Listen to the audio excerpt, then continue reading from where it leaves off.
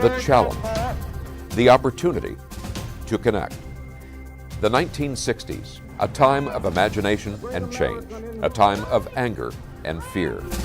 The 1960s, a program called Challenge. Good evening, ladies and gentlemen. Looked at our connections, our divisions, through the lens of faith. Nearly 60 years later, during these challenging times, we'll take a new look at our divisions, our connections, in a new program called Challenge 2.0. The Oxford English Dictionary is the accepted authority on the English language, containing 600,000 words. Reading from cover to cover without a break, at the rate I speak on this program, would take roughly 2.5 days. Believe me, I will not be doing that. But it is thorough, reflecting both the evolution of our language over 1,000 years and also the words that have entered common usage. One such edition in 2016, the compound word post-truth. In fact, it was selected as the word of the year. Now, in this episode of Challenge 2.0, we examine changes in the concept of truth, their implications, and what deeper trends these changes might reflect. So we'd like to welcome three wonderful guests who have all been gracious enough to join us in the past and joining us again. Imam Jamal Rahman, Pastor Dave Brown, and Rabbi Ted Falcon, all of the Pacific Northwest Interfaith Amigos. Before we dig into this topic, you've been here before, but perhaps one of you could just briefly elaborate on what the Pacific Northwest Interfaith Amigos is and what you do. The Interfaith Amigos originally began right after the horrors of 9/11. And Jamal and I started working together that week. That's right. And never stopped. We're creatures. My hair was black at that time. Yeah. I had hair. And about halfway through that year, we enrolled Pastor Don McKenzie. And the three of us have been working together supporting deepening interfaith dialogue for now almost 18 years. When Pastor Don moved to Minneapolis in his retirement from other activities, we enlisted Pastor Dave Brown to do programs with us in the Pacific Northwest. The last 5 years, it's been quite a remarkable journey as we've developed our relationship and invited people to look at their core beliefs and how their core beliefs interact with other people's core beliefs. And it's been really a terrific experience. And sharing wisdom on that. The topic that we want to address today, we know that post-truth has been accepted as a word in the Oxford English Dictionary.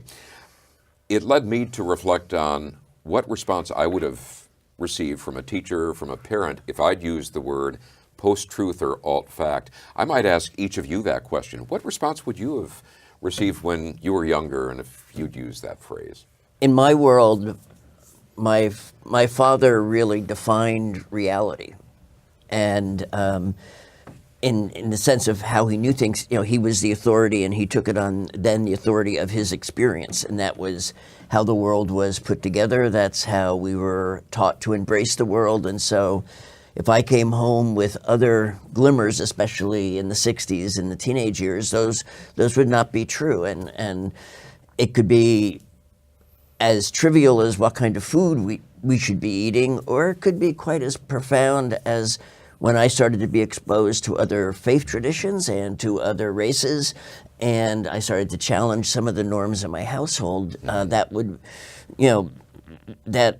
my father would have seen that as not true, and that would have been false truth because there was only one truth, which was his reality.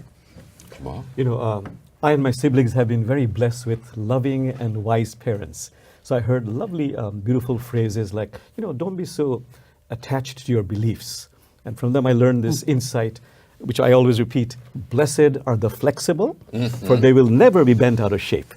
Additionally, I also learned from my parents about Prophet Muhammad, peace be upon him, that no matter what the experts say, others, authorities say, always consult your heart. And maybe one last one that I've learned from them is there is truth, and there is truth of convenience. And that's something very critical for me. Mm-hmm. What for you is sort of an iconic example of post-truth or alt-fact? I'm going to do a real unpopular one. What comes to my mind with alt truth is the Bible. Because an incredibly spiritual text, you know, whether it's the Hebrew Bible, the Christian Bible, the Quran, is too often read as a literal document, you know, a literal history, literal, God said these words. God spoke in Hebrew, God spoke in English, no, God spoke in Greek, no, God spoke in Arabic. So I think taking the Bible literally has caused incredible distress and suffering in our world. And so I would point to a literal interpretation of scriptural sacred text as all truth. And I would build on that, where I see the rise of authoritarianism, both in the religious realm, where a teacher says this is the truth and we can't challenge that, or as Brother Ted said, the Bible as the inerrant word of God in the Christian household.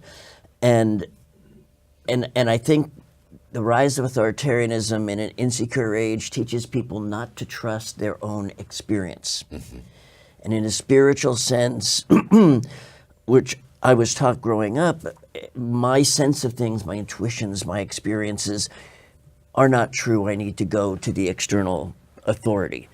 And part of my work as a pastor has been to encourage people to listen to the truth in their own heart and not to assume that their own truth, what is true here, isn't valid. And to challenge, as Rabbi Ted said, the sense that the scripture has to be historically and inerrantly true. Maybe I can give an example that is pervasive among some people, that immigrants or the influx of immigrants is a drain on the economy, or that they are really contributors to violence in society, no matter what research, what statistics, what data you show. But I remember in the 1970s, I encountered this in London when I was living there and studying.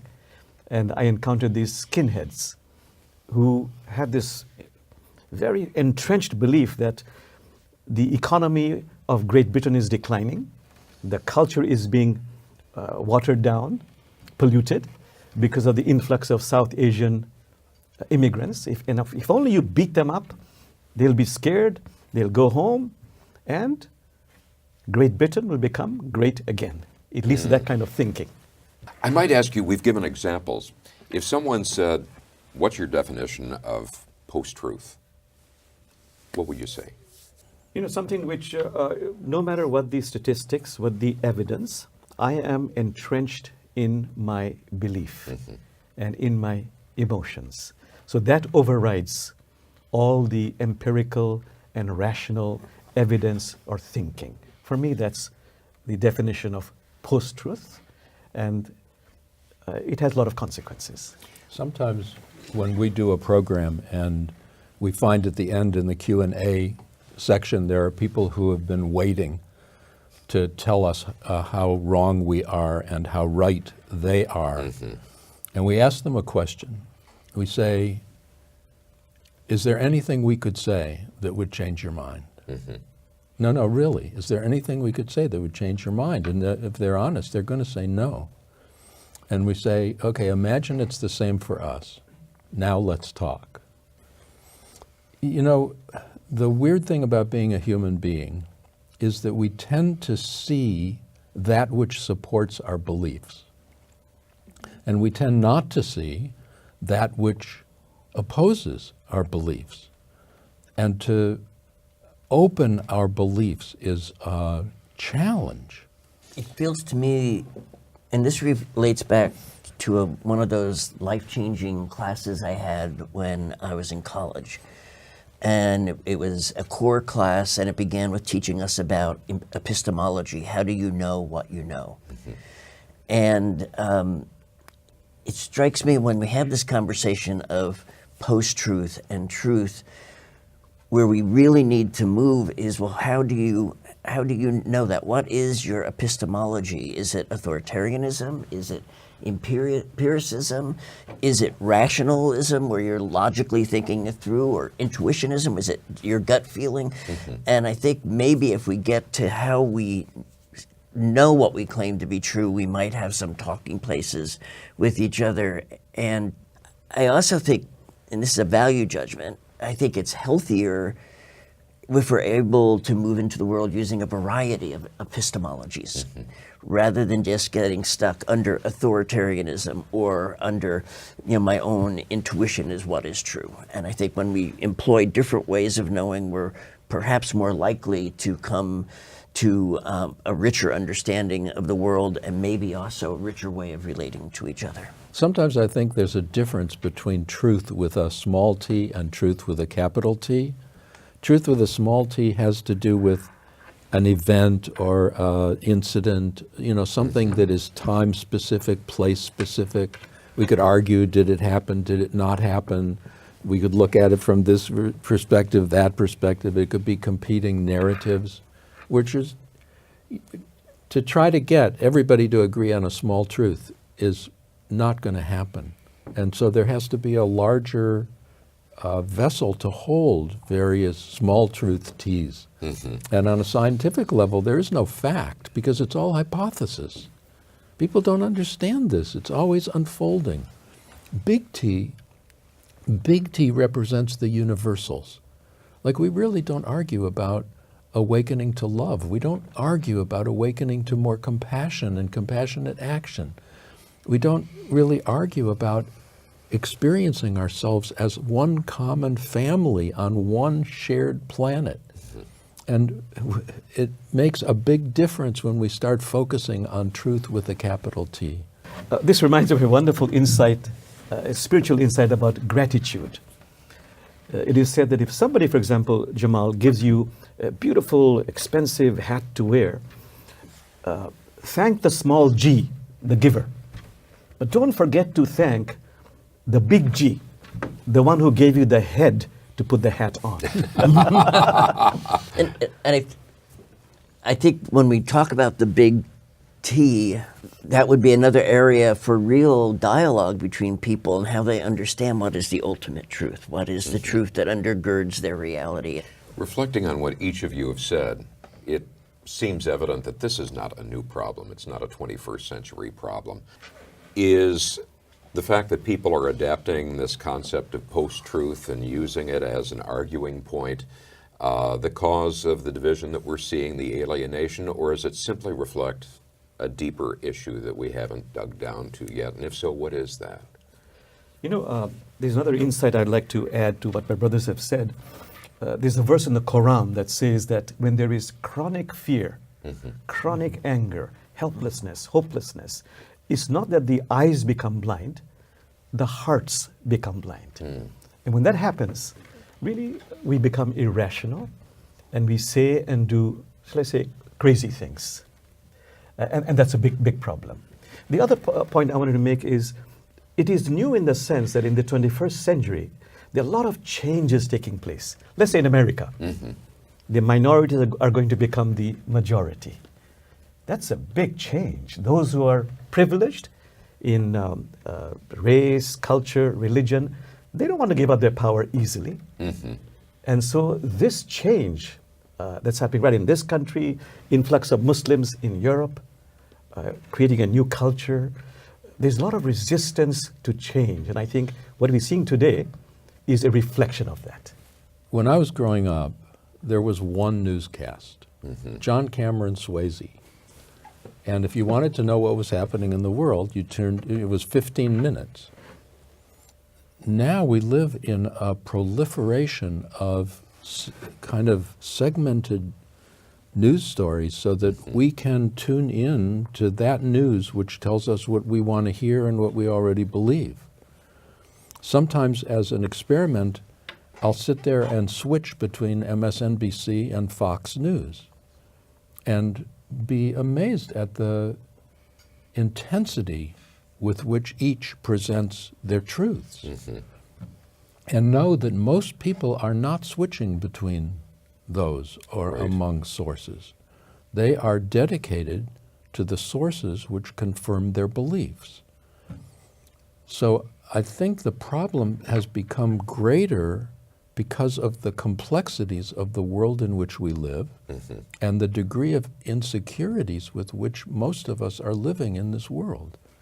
So we strive to have some kind of foundation of knowing what's going on, of being in the know, of forming communities based on common beliefs.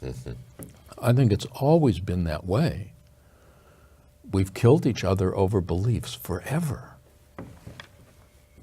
But I think it's become far more prevalent today. The chasm between us and among us has become exaggerated. And I also believe there have always been leaders that have concocted a narrative based on their desire to control and not necessarily on any empirical data that they're seeing in the world. And I think what is different today is just, as my brother said, the intensity of our time, where one leader could have said 150 years ago, "I've had the largest crowd in history," and you would believe him because he was the authority. Now you see evidence that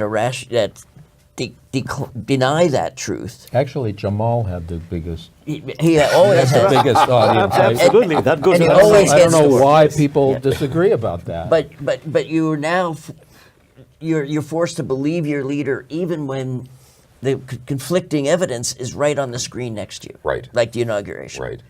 And I think media is challenging people, and yet people's need to believe, and it overwhelms. I mean, I don't know exactly what to do with the need to believe that you're right, even when the evidence is right there. It's like me trying to convince Ted that I am 6'5" with a full head of hair. Wait a minute, you're not?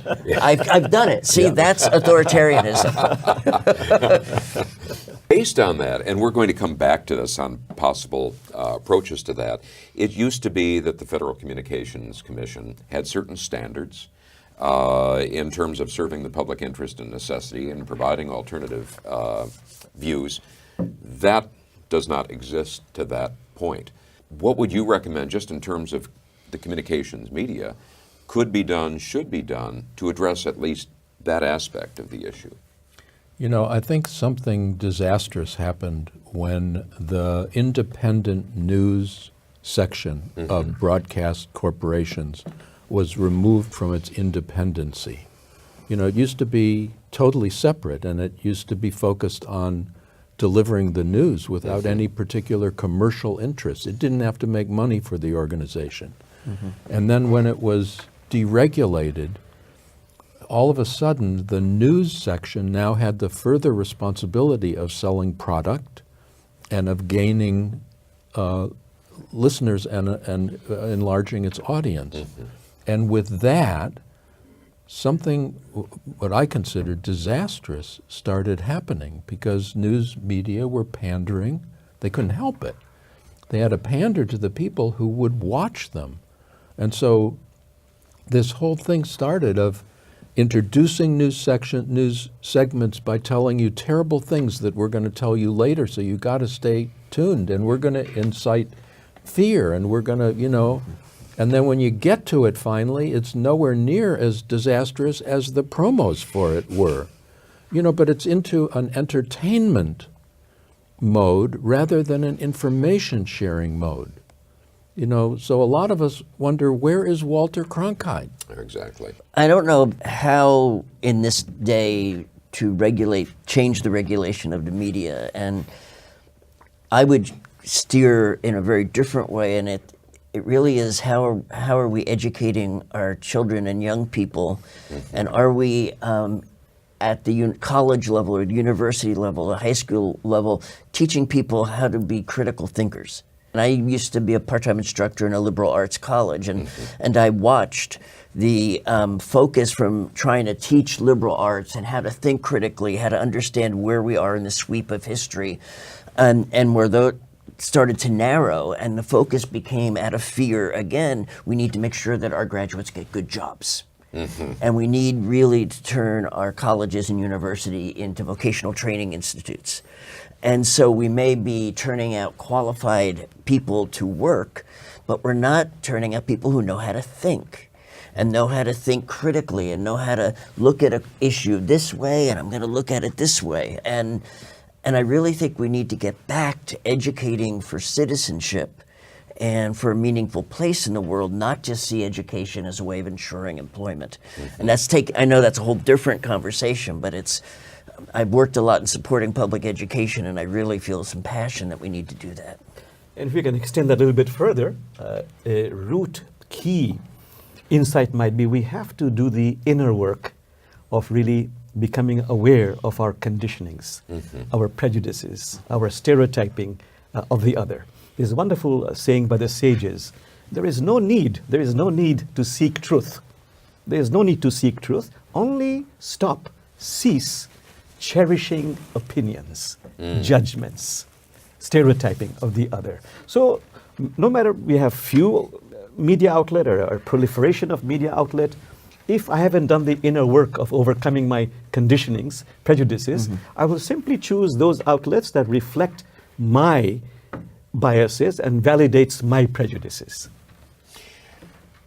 When people come to you in your faith community, circle of friends, family, whatever, and they say, I am so frustrated by this, what can I do? What do you each tell them?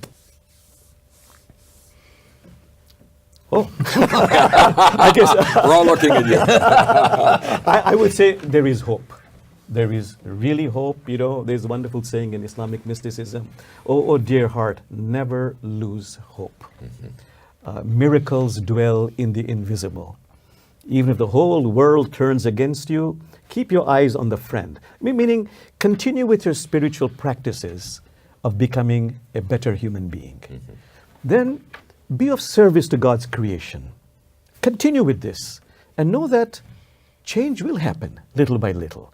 In my lifetime, I never thought that apartheid would be dismantled.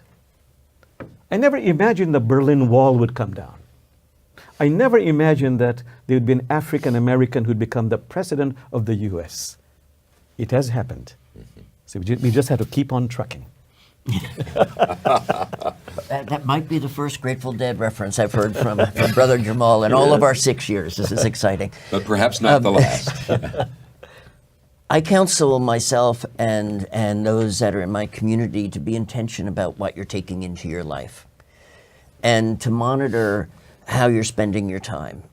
If you're riveted to MSNBC and the New York Times all the time and the news is shaping your mood, you've given control of your identity away to things outside of yourself.